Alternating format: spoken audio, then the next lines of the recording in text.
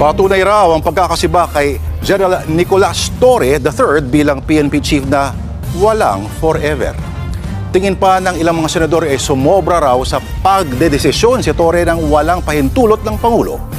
Tama na rin natin yung bago nating kampiyon, si PNP Chief Nick Torre. Pinuri pa ni Pangulong Bongbong Marcos sa kanyang ika-4 na sona nitong Hulyo si nooy PNP Chief General Nicolas Torre III. Bukod sa pagkasasahamong suntukan ni Acting Davao City Mayor Baste Duterte, si Torre ang nanguna sa pag-aresto kay Pastor Apollo Kibuloy sa Kingdom. Siya rin ang naghain ng arrest warrant kay dating Pangulong Rodrigo Duterte. Nang maupong PNP chief, ipinatupad ni Torre ang 5-minute response sa mga humihingi ng saklolo sa 911 sa Metro Manila. Sa kabila niyan, sinibak ngayong araw si Torre, effective immediately. Ang pagtanggal sa kanya ay choice daw ni Pangulong Bongbong Marcos kahit wala siyang nilabag na anumang batas o patakaran.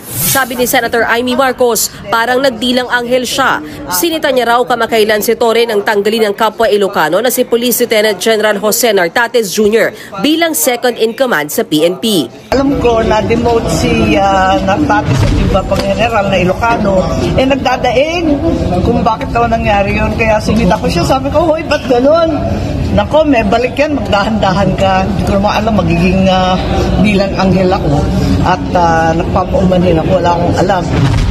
Naniniwala rin si Senator Ping Lacson na nagmalabi si Torre nang tanggalin si Nartates at ilipat bilang Area Police Commander for Western Mindanao. Dapat daw, pinagpaalam ito sa Pangulo o di kaya sa kalihim ng DILG na ex-officio chairman din ng NAPOLCOM. Ngayon, si Nartates ang hahalili sa nabakanteng posisyon ni Torre. Ang isa pang dating PNP chief na si Senator Bato de la Rosa, galit man daw kay Torre dahil sa pagpapaaresto nito kina Kibuloy at Duterte, naawa rin daw siya dito. Galit ako na naawa ako sa kanya. Because I've been there.